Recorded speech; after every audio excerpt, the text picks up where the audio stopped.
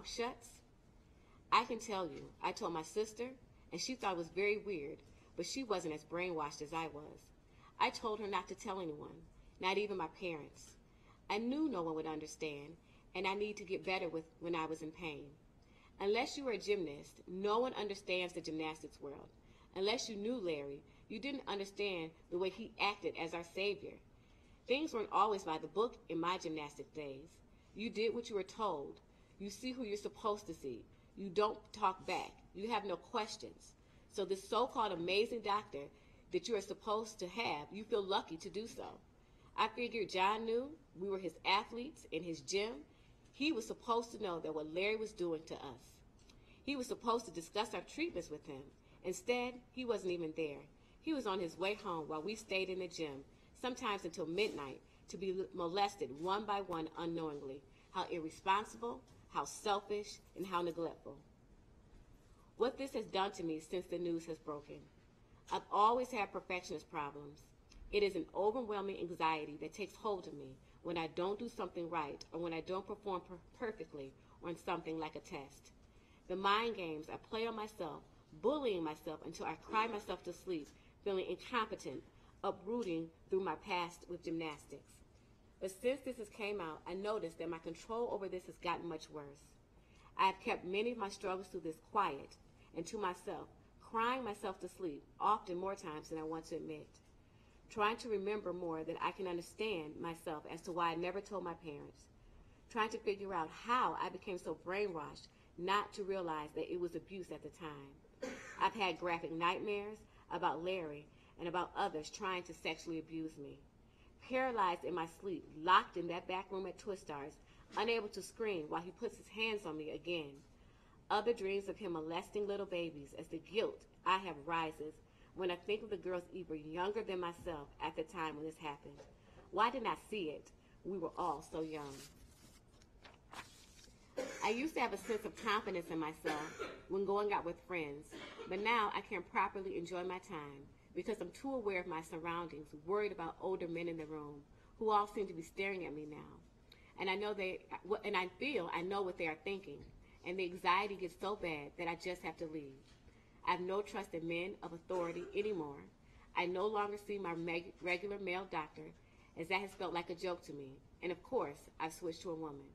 I sat in the waiting room of my chiropractor as my heart began to race as fast as it could, just as if I was running a marathon, unable to fathom the thought of another male doctor having to touch my body to help my back.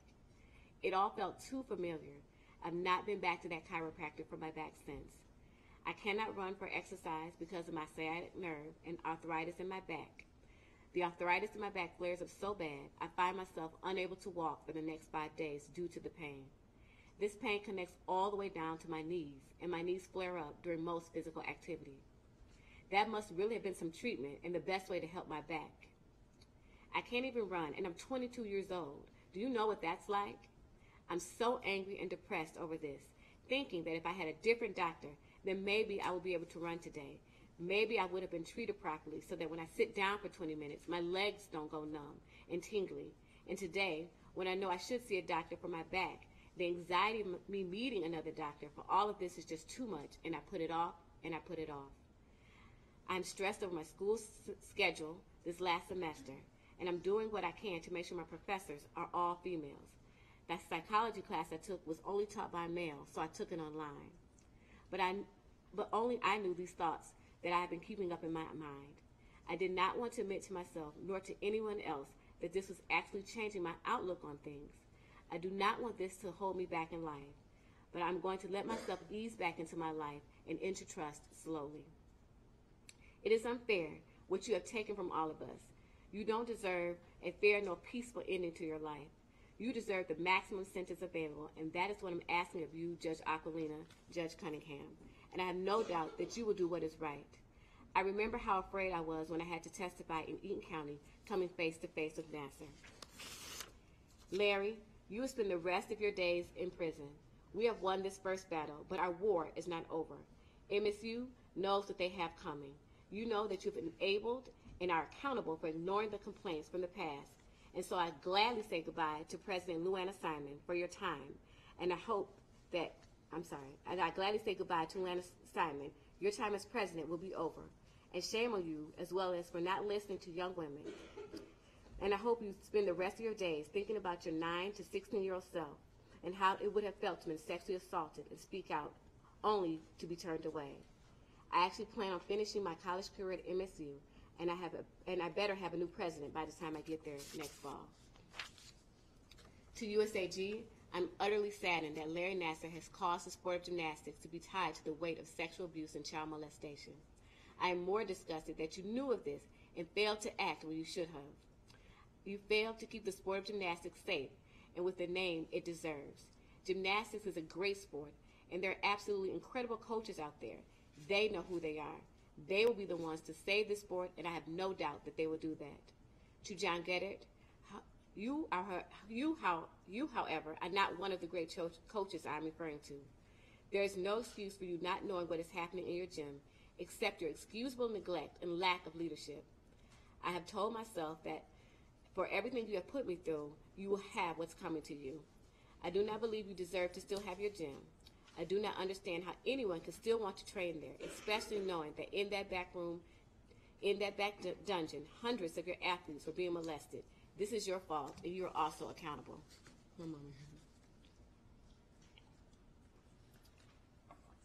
To the Olympians, I thank you for coming forward, for being so brave, for knowing how much knowing that your names would be in the media.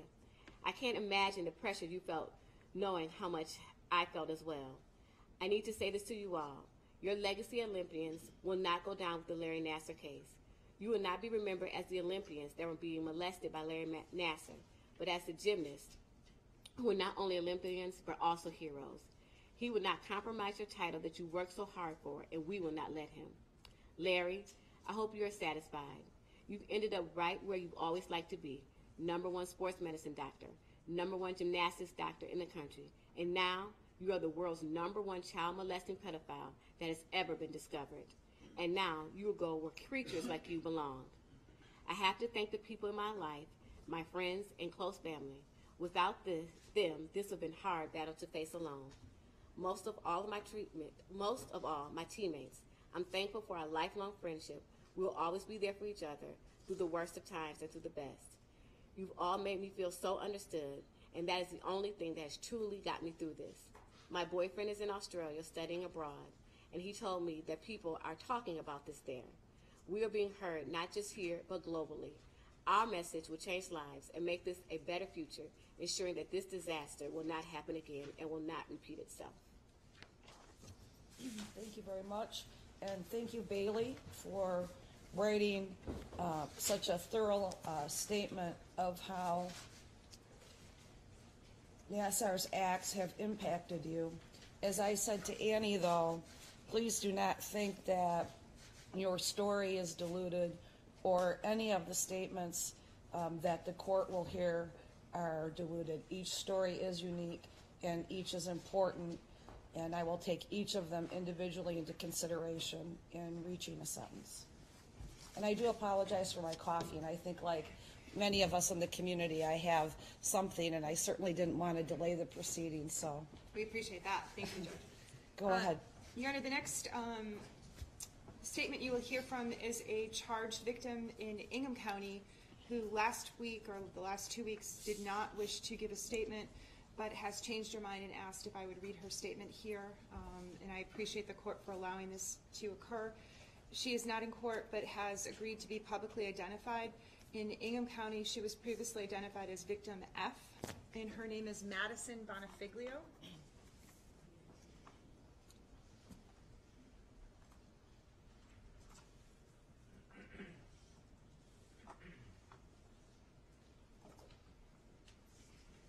And it's my understanding she is somewhere watching the live stream, so I'm going to read her statement on her behalf. I went back and forth so many times about writing this statement. I personally felt like this man was not worth the time and energy. However, after hearing the things he wrote in his letter to Judge Aquilina, I had a few things I wanted to say. First, I am victim G. I came to the police in September of 2016 and testified against Larry in March of 2017.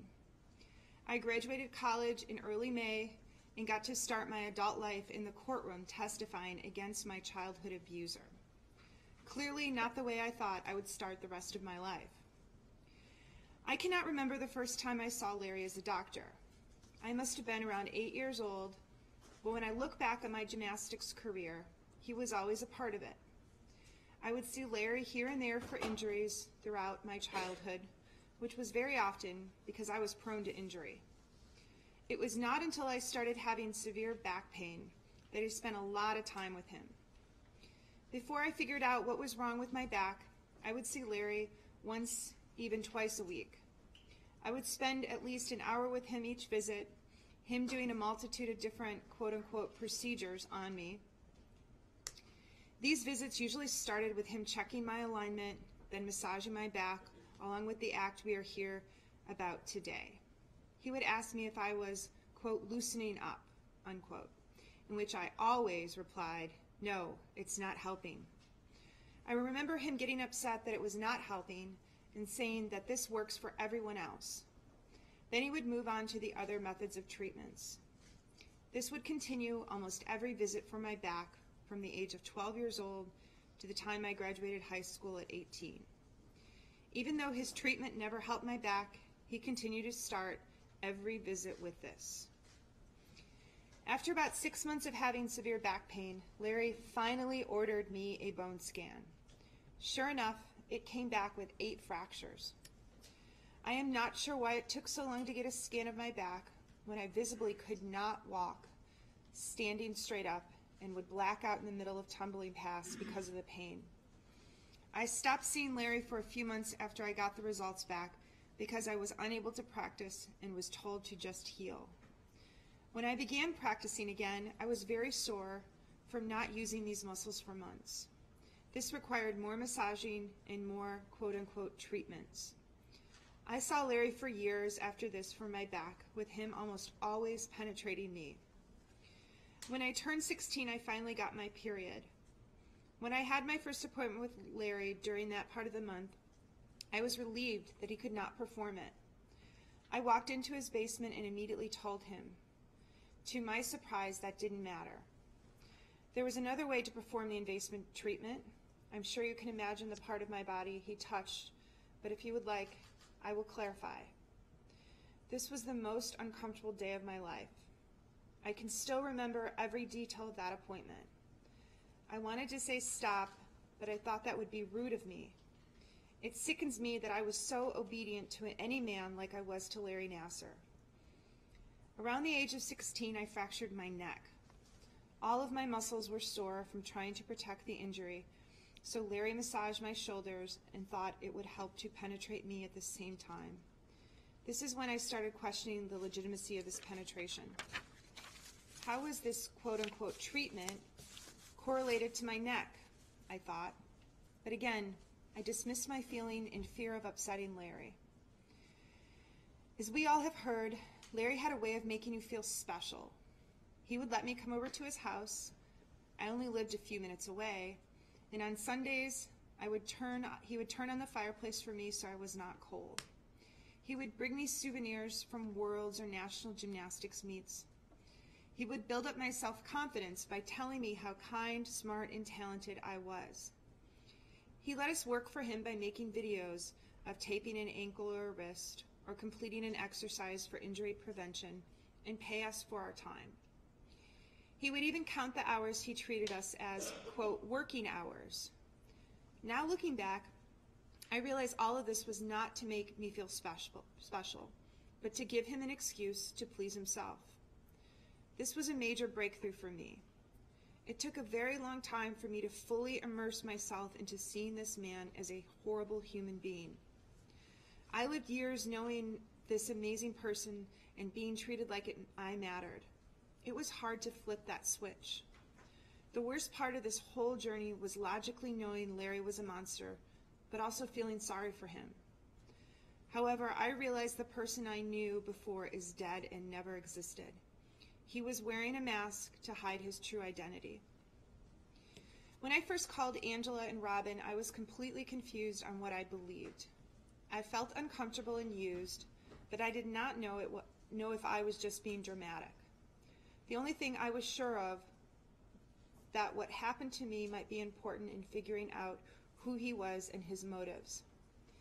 I dove into the criminal case head first and committed to telling the truth and trying to remember every detail. I constantly had the feeling of being dirty and just wanted to wash it off. Wash off all the guilt I felt for betraying him, and wash off the memories of him touching me before any boy or even myself. I was so young, I did not even know what my body was. He ruined that for me. He took away my innocence, and I will never get that back. The more I thought, the more I felt disgusted. When I testified against him in May of 2017, I sat in a room full of men in suits with him in my view. Trying not to look at him, I told invasive stories about what he did to me. He looked so different and showed no remorse. I thought, quote, maybe he's just trying to listen and take it all in. And then, after telling the story of when he touched me, telling me I was, quote, tight, and that it was okay because so was his wife, he chuckled like I was making this up. That is when I really started getting angry and not so confused. Judge Cunningham, there is one thing I would like you to consider when you decide this sentence. One of the reasons I decided to make a statement was to include all of the girls out there that did not come forward. I know at least 10 girls that I was teammates with in club gymnastics and in college and lived with that had been abused by Larry. Some of them decided it was best for them not to come forward, while others simply did not think it happened to them enough. On top of that, some were on his side because we saw the truth and felt stupid to come out after they supported him for so long. I do not know about you, but this really makes me sad that some of my best friends think that because they were only assaulted by Larry 5 to 10 times, that wasn't enough to matter. Personally, I think this really matters. 156 women have come forward about being abused, but there were probably the same amount, if not more, that have chosen not to. All of these girls and women deserve the closure with the maximum sentence possible. To Larry, your unfathomable actions have affected me in ways I never thought of in the beginning. Going to a doctor's appointment or physical therapist make me anxious. The smell of a scentless lotion makes me nauseous. Going to the gym to work out around men makes me uncomfortable. Going shopping and seeing a man with brown hair and glasses is petrifying. I think everyone around me is lying for their own agenda, and the closest people to me I second-guessed. I was so young, innocent, trusting, and saw the best in people.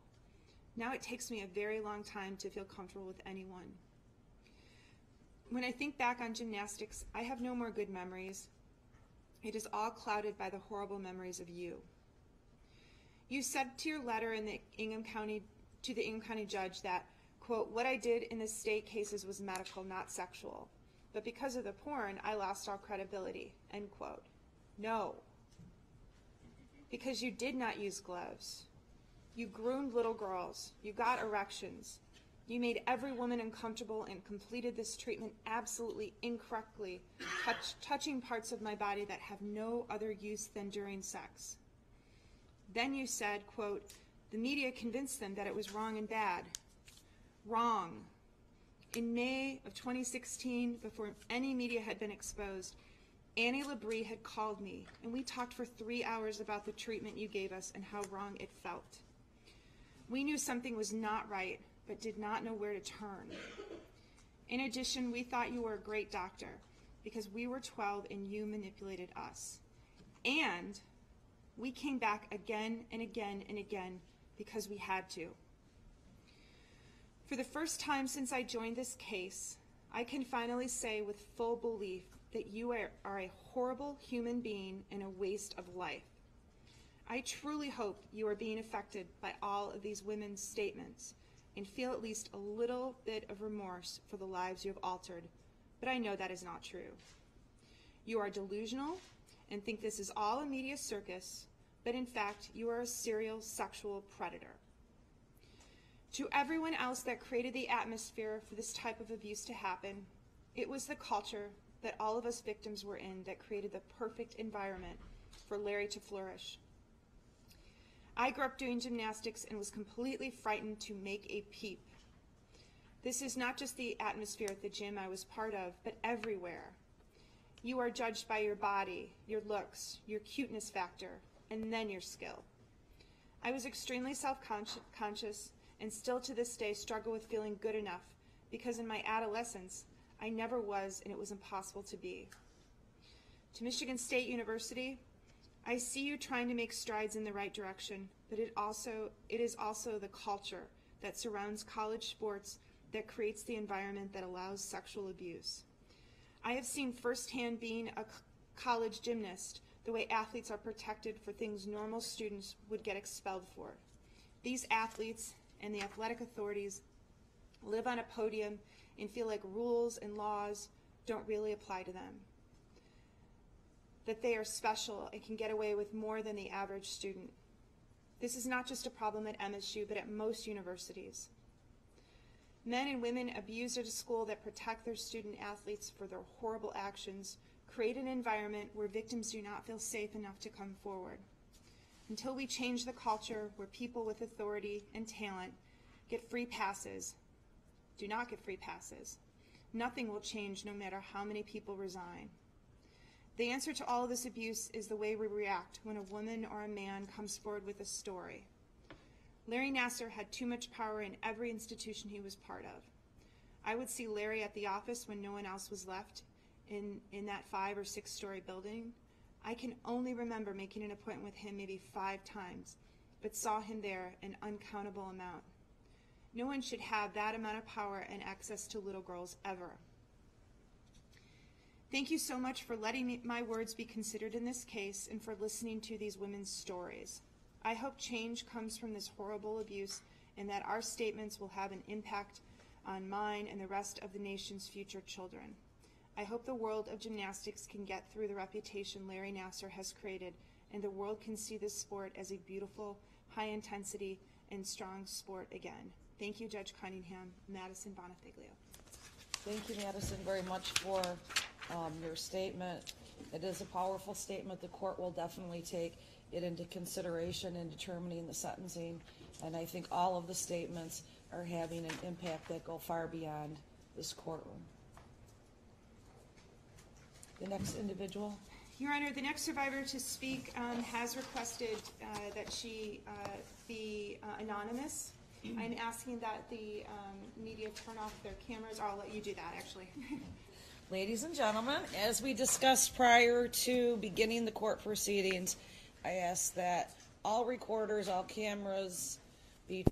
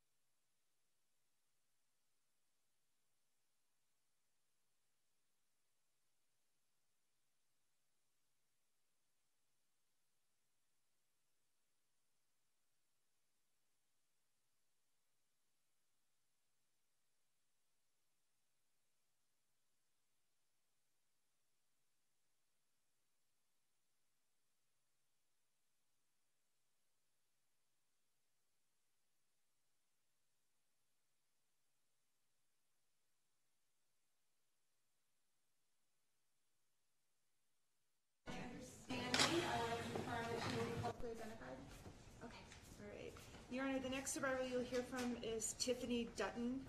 She is coming to the podium. Her husband is accompanying her here as her support person. And what is his name? Chad. Thank you for being here, Chad.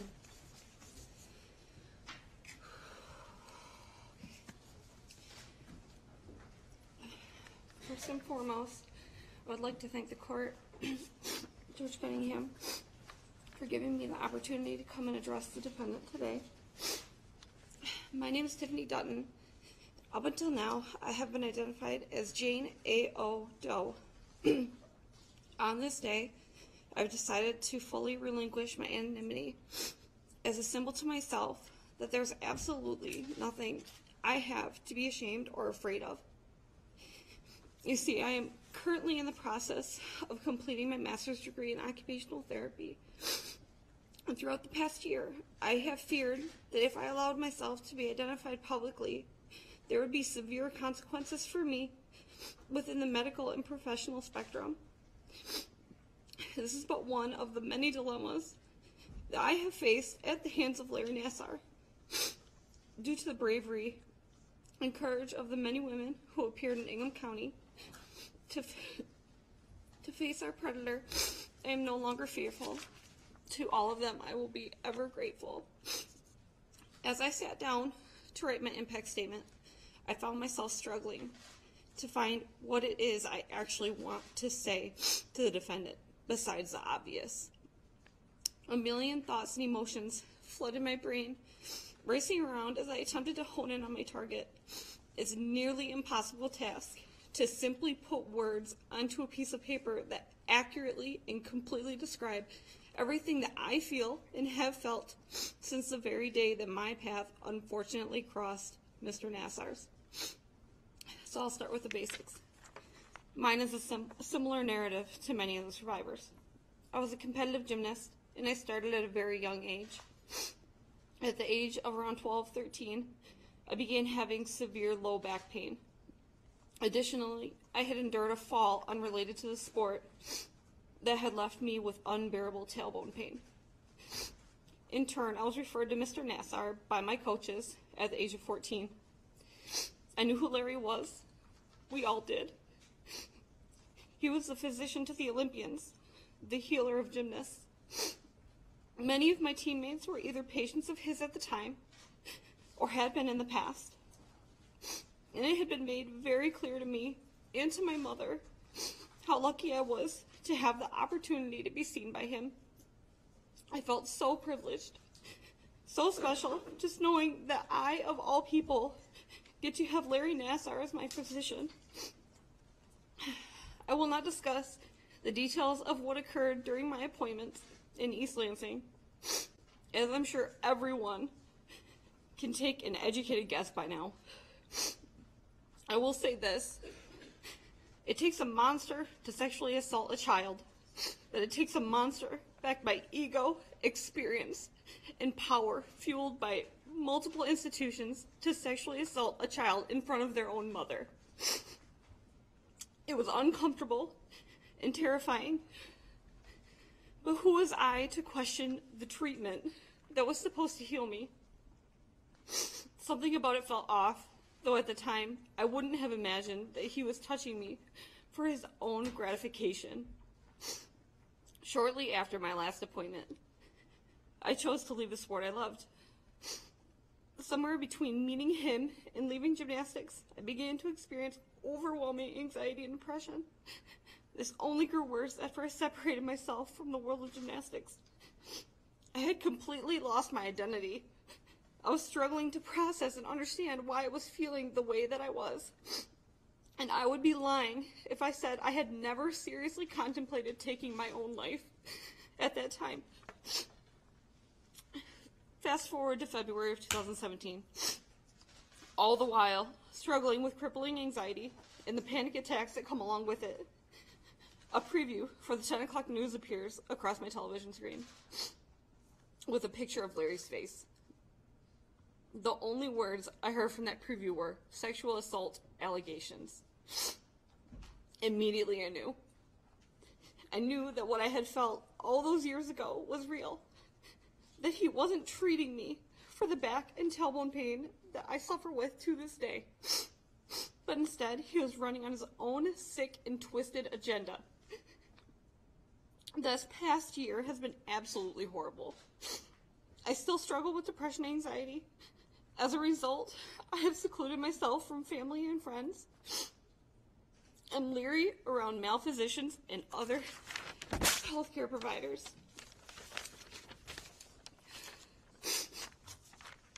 And I fear that somehow I too will unknowingly put my 2-year-old daughter into harm's way, just as my mother and many other mothers did.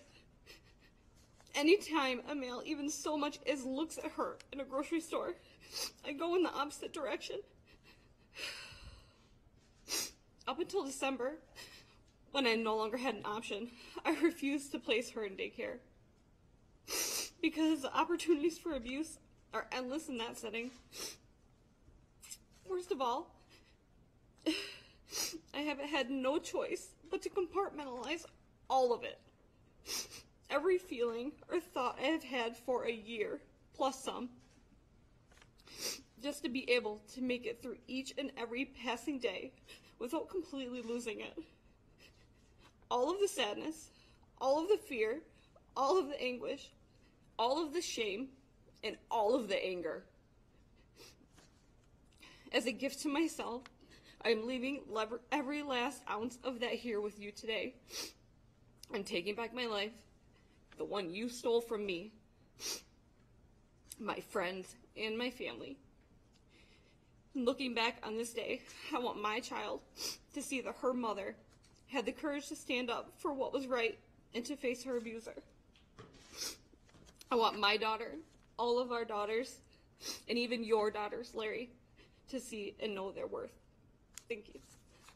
Thank you very much, Tiffany, for being here today. I'm glad that you came, and your statement and everything that you went through will be considered. And Chad, thank you for being here as her support person and continue to provide support. Thank you very much.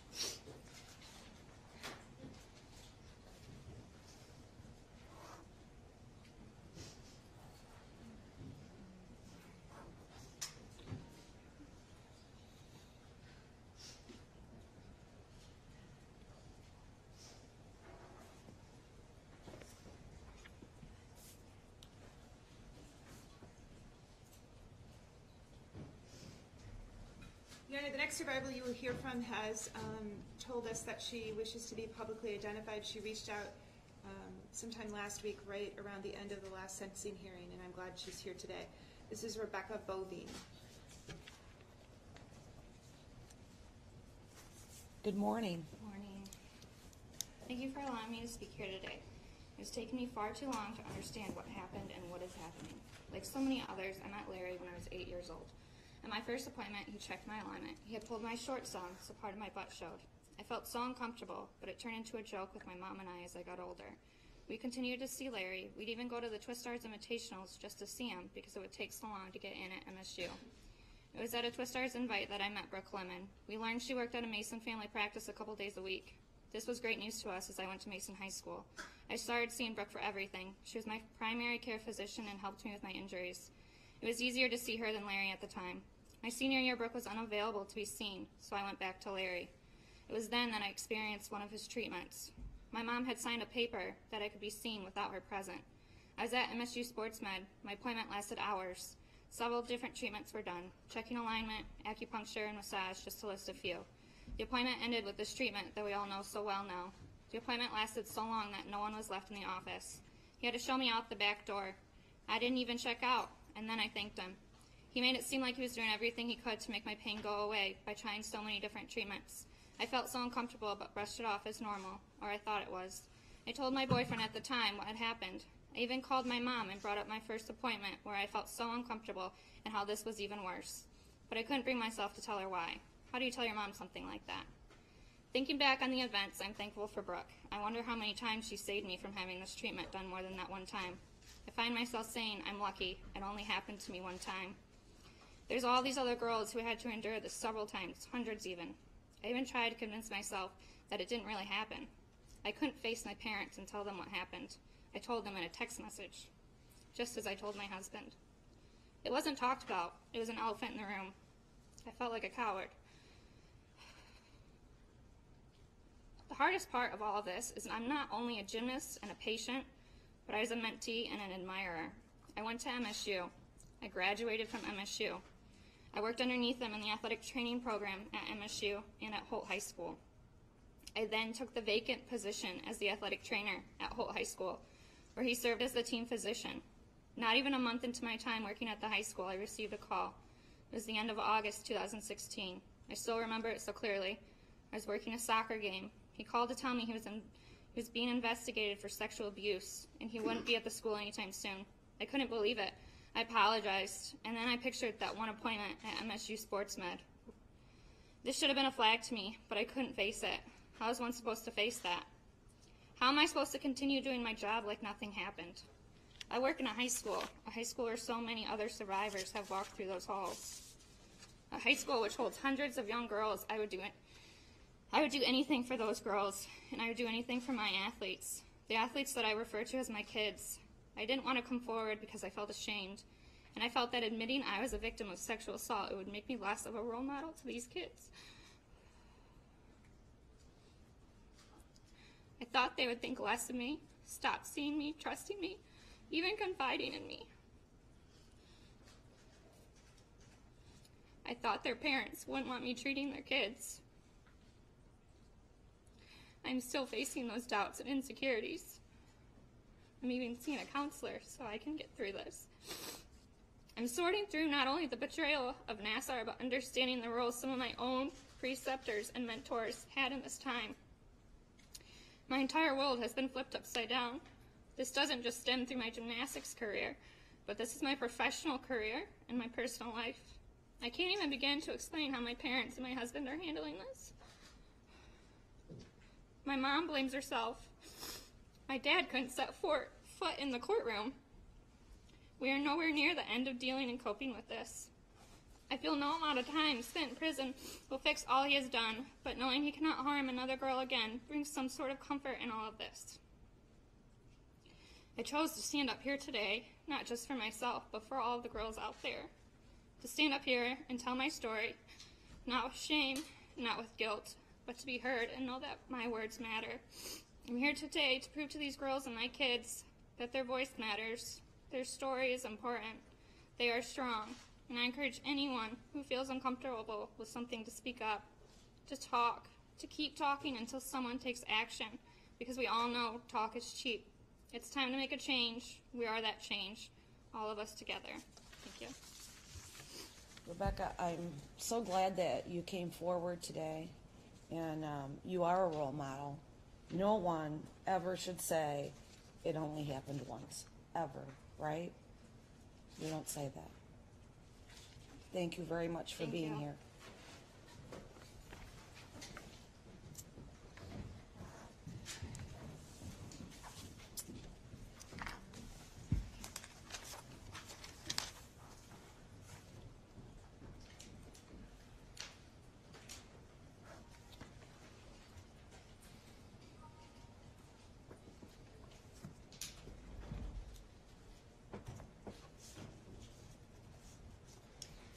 Your Honor, we're going to deviate a little bit from the schedule. I expect it won't be the first time.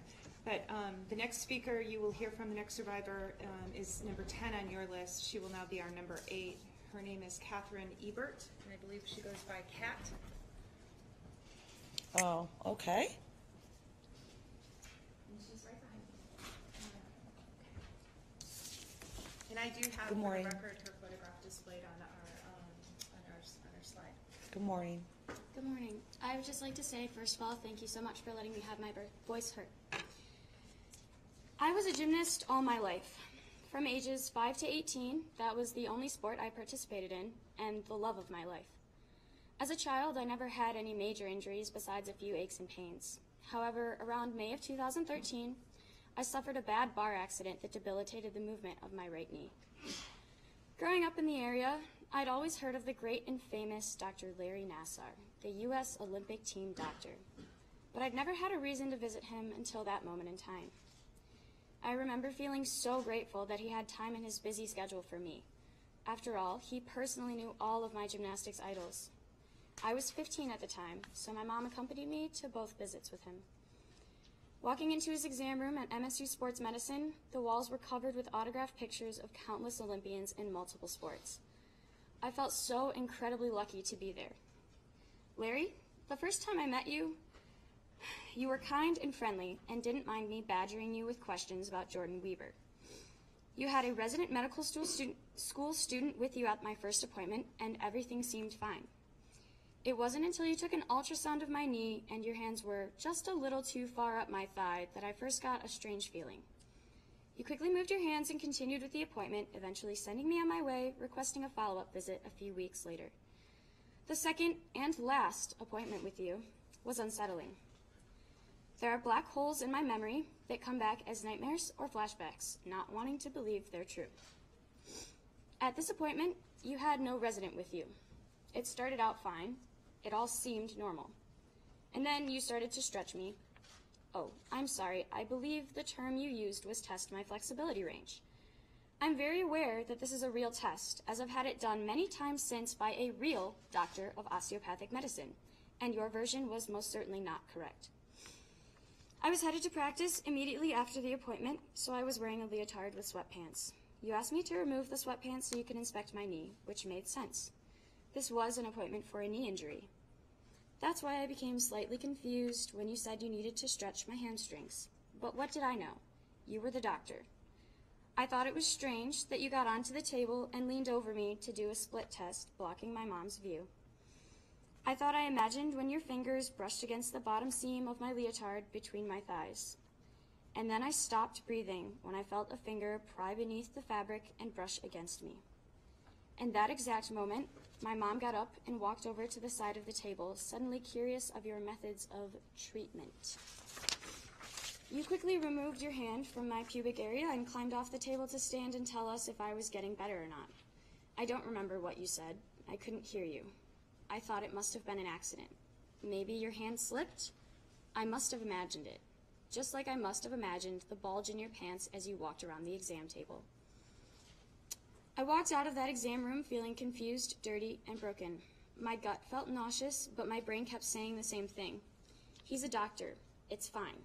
You're supposed to trust doctors. They take an oath. He is a doctor. Stop overreacting. But I wasn't overreacting, was I? From that day on, I began to fall apart. I began to stay in my room alone whenever possible. I became angry and confused and frustrated with myself and everyone else, never really knowing why. When we called to schedule my next follow-up, you were completely booked for months, so I saw a new doctor, Dr. Brooke Lemon. Dr. Lemon was everything that you weren't. She would tell me where she was going to touch me before she did, always asking my permission. She strayed away from ever going near my private areas unless absolutely necessary. I always walked out of her office feeling better, but also worse. My body felt brand new, but my mind was numb. In the fall of 2013, I started to see a therapist for a depression that seemingly came out of nowhere. Hoping it would help, I saw a counselor weekly for months, but it only seemed to get worse. No matter how many therapists I saw, no one could seem to figure out where this self-hatred and anger was coming from. This thought haunted me for years. What was wrong with me? Why wasn't I normal? Why couldn't I just be happy? It only seemed to get exponentially worse with time until eventually I hit rock bottom. In June of 2015, I was hospitalized for 8 days at a mental health institution. I was only 17. I'd been resisting medication for over a year now, trying to battle my demons without any help, but at this point, it was out of my hands. I was prescribed the strongest SSRI on the market, known for severe withdrawal symptoms and emotional equilibrium. Emotional equilibrium is the term I use to describe the numbness I experienced. I was no longer cutting myself, and I wasn't as angry or sad, but I was never happy or even remotely close. I was trapped in a purgatory of no emotions. Over the next year, I fell victim to 2 more accounts of sexual assault and was silenced from other people. I fell into a pit of despair that I couldn't escape. In the spring of 2016, Dr. Lemon informed me that my back was too injured to continue my gymnastics career, but allowed me to finish the season.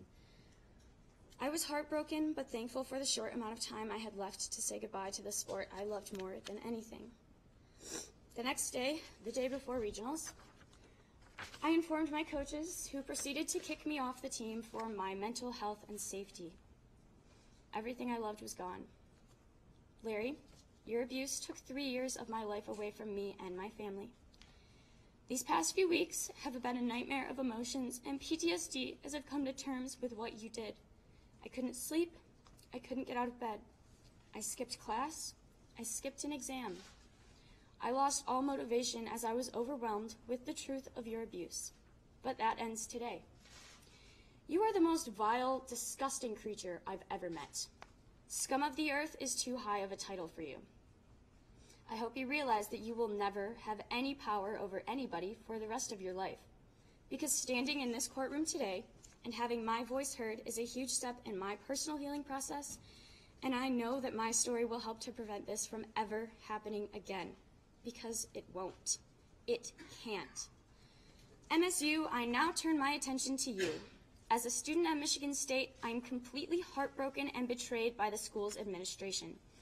It's time to accept responsibility for your actions, or rather, lack thereof, and step down. I feel that the administration of my school is in the hands of uneducated sociopaths that feel no remorse and have absolutely no regard for the health and safety of the student body. I do not support them. Talk is cheap, but my tuition isn't, and I'm tired of your apologies.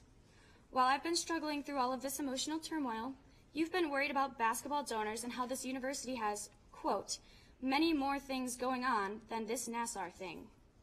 I am deeply disappointed by the newly discovered hypocrisy and cowardice of the members that rule our institution.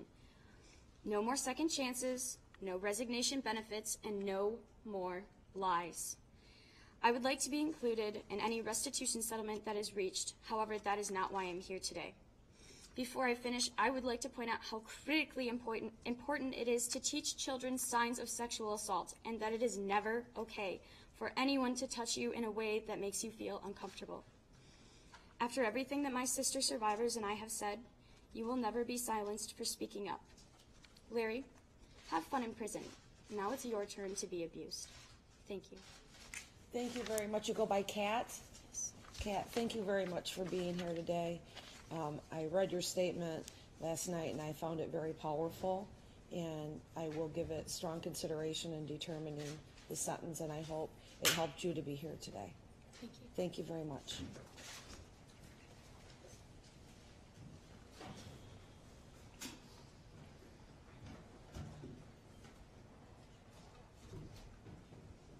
I mean, really? It was on the screen.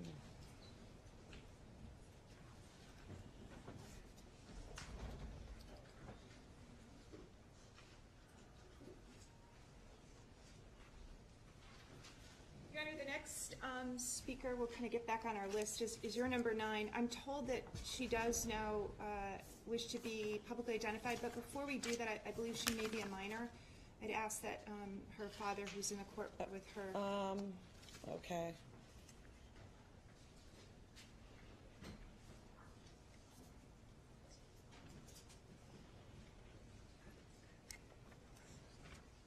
I think my number, I'm not sure I have the list that she's working on. What, could you, pardon me? Yeah, but I don't show that's a minor. Why don't I we? think we don't have that as a minor on the there's 2 lists, right? Okay. This is very fluid, I unfortunately. don't, that's, oh, no, I understand. Why don't we first identify the parents? Yes. I know it's Matt, and is it Krista, I'm sorry. Krista Covey, C-O-V-E-Y. Covey. Okay. And I know the mother is Krista, you said? Krista, Your Honor. And you are, sir? Matthew? Matthew Covey, that's C-O-V-E-Y? That's correct. All right. Now, you have a daughter that is a minor, correct? That is correct. And she was a victim of the criminal actions of Larry Nassar? The animal did, yes. And as her guardian and as her parents, are you agreeing that it is okay for her to be identified and for her to make a statement? Yes, we are. Okay. And her name is Maya, correct? Yes. Maya, would you like to make a statement? Yes, please. Okay. Whenever you feel comfortable, you go ahead and start, okay? Judge, I do have a photograph that the family sent. I wanted to Okay. confirm. I Oh. know we had spoke earlier. Yep. But We were not going to disseminate that, but absolutely. We'll just take a minute. And, no, they've changed their mind. right. I'm saying. Yeah. Oh, I'm sorry. We'll just Yeah. take a minute and let you put that up. While we're doing that, Maya, I know that this, I can't imagine, actually, this is overwhelming, all of the individuals and all of the cameras, but we do have to record everything that's said, and so to the best of your ability, if you can talk to me, just talk loud enough so you can, let me move over, okay? Okay. You just talk to me and have a conversation with me, okay? Okay, this is very short, but I would just like to say something to Larry. Larry, I was told to trust you by everyone, my parents, my coaches, and even my teammates. You promised you were going to help me, so I trust you, even though you knew what you were doing was wrong. For the past 2 years, I haven't been able to trust anyone or open up to anyone because I felt like what you did to me was my fault, and I thought that nobody would believe me. You were someone that I looked up to because I was told you were going to heal me. Instead, you stole my innocence and emotionally scarred me. I know that I'm going to move on and be okay from this, but this is something that will always be there, and I will never forgive you for this. I'm thankful for the brave survivors for giving me the courage to come forward and face my nightmare and the monster for the last time. It is time for change, and my voice matters. Your voice does matter. Your voice matters very much. Thank you for having the courage to be here today. Thank you to your mom and dad. And your statement will be taken into consideration at sentencing, I promise you. Thank you very much for being here.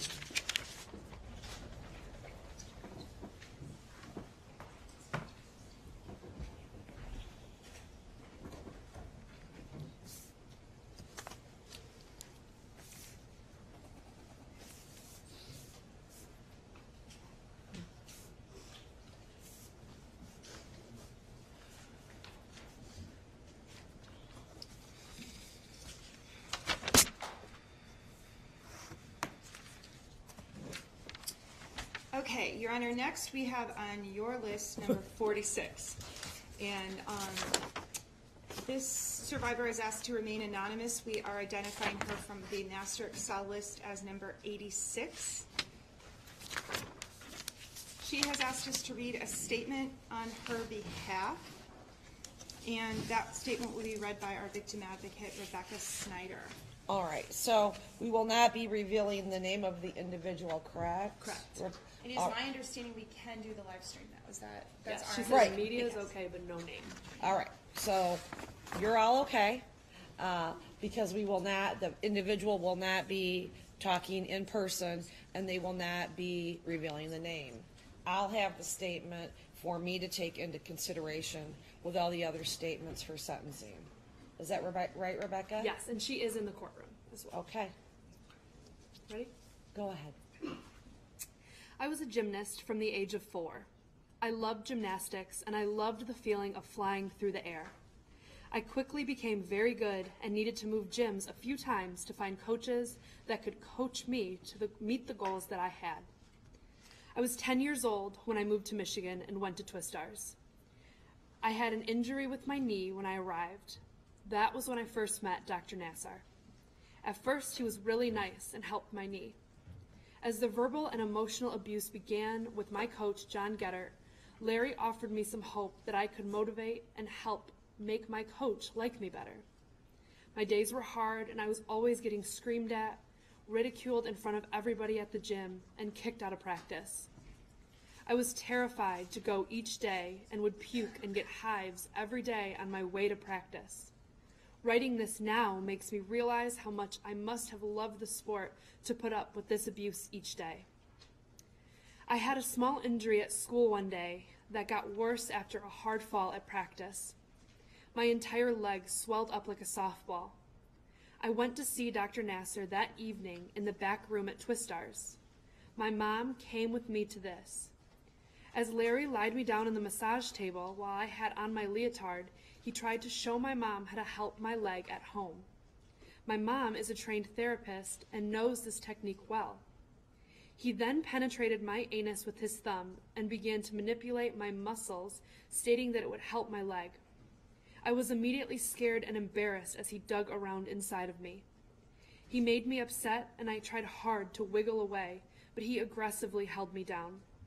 My mom was surprised and told him that she had never seen it done like that before and had been trained for years to do this too. Dr. Larry was nervous with my mom. I was upset, and when we left, my mom told me that that had made her upset too. I did not have Dr. Nassar work on my leg after that because I lied and said it was better so that I did not have to go back again. I did see him for my elbow injury. After a while, he referred me to a different doctor for my elbow at Michigan State University. The doctor was his friend, and he said he was good. The other doctor just told me to rest my arm, and this happened for a year.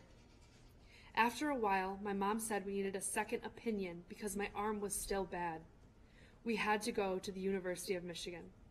My doctor there told me my arm was in very bad shape and needed surgery right away or I would not be in sports anymore. My new doctor told my mom that I was about a month away from losing my elbow for sports and not being in sports with my arm anymore at all. I was very sad and upset because sports are my whole life. I feel the treatment that I got at Twist Stars with Dr. Larry Nassar and his friend at MSU causes me pain and changed me forever. I am not the same anymore. I don't trust people. I have a hard time making friends, and I cannot cry. I have panic attacks, and I can't go anywhere near a gymnastics gym. I have been trained to not show emotion and to not smile or have fun. It is sad because it is hard for me, and I am 13 now. I was 10 and 11 years old when this happened to me, and I still remember it like it happened even though I am a lot older now. Number 86. Thank you for reading the statement, and to the individual that wrote the statement, I don't really even want to look out in the galley because I don't want to inadvertently do anything to reveal the identity. Thank you very much for making the statement. The court appreciates it. I'm glad that you did not lose the loss of your elbow, and the court will take your statement into consideration at sentencing. Thank you very much. May we approach for just about... You may.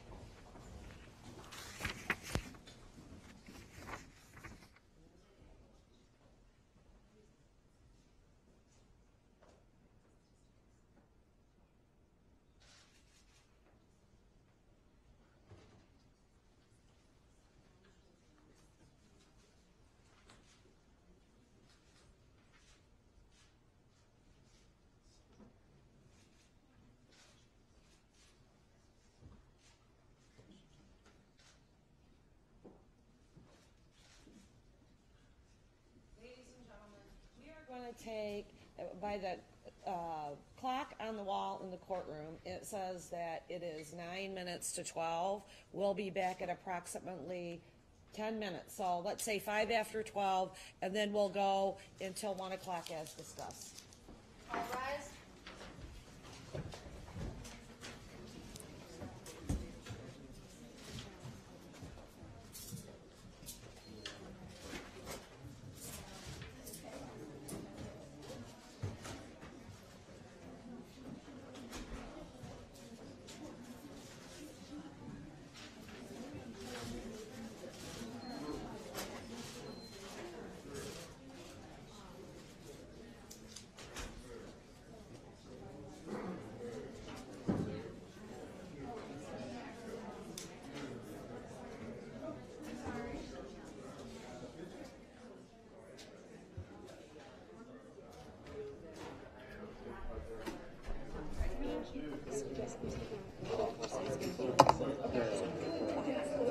I'll try to text you, but I think we'll get to it.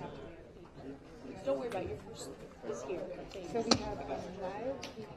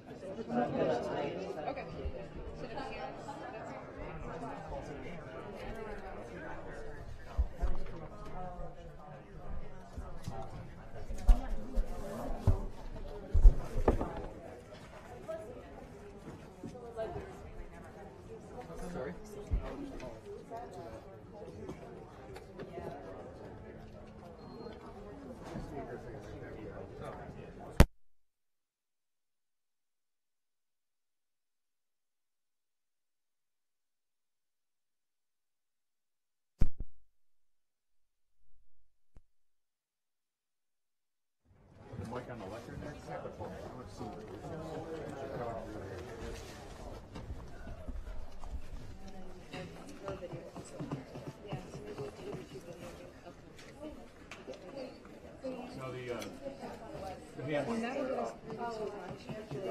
Right. So if we need to do any of these rehab episodes, And Mike. like Lindsay Madonna. If we need to do that. Okay, thanks.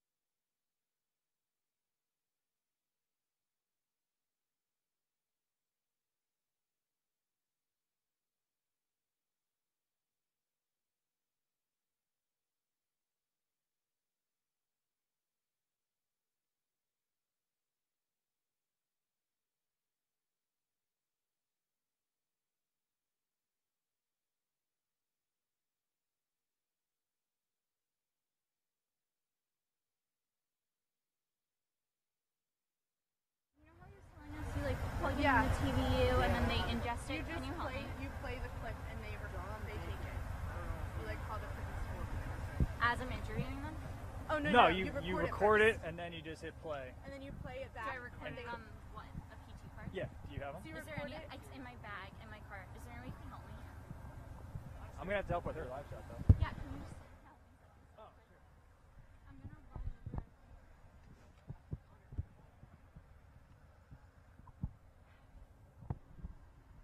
I think my tweet's gonna be better than your tweet. My phone died, so I have no idea how it's doing. Can you?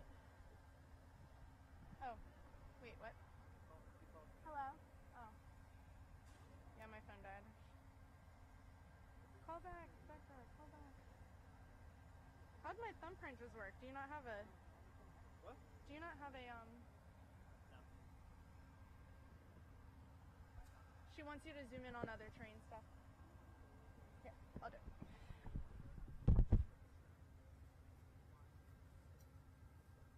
I think they want to... What is wrong with this?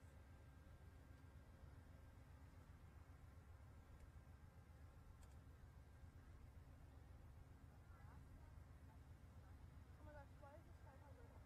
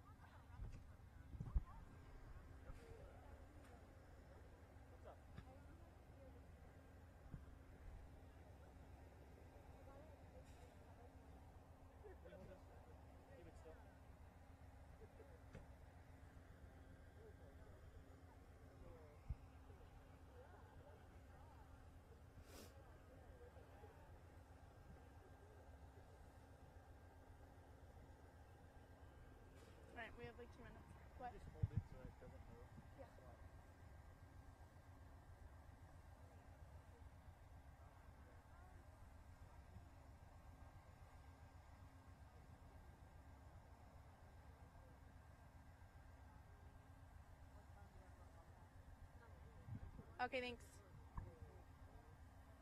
2 minutes, Jack.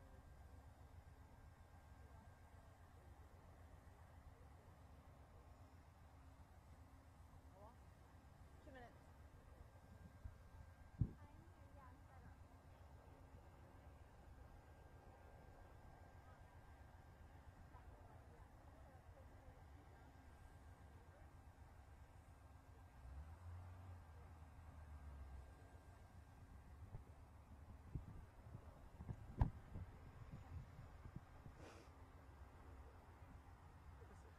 What kind of animal is that?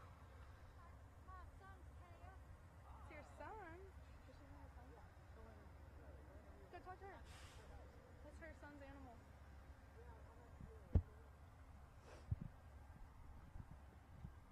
Yes, I can hear you.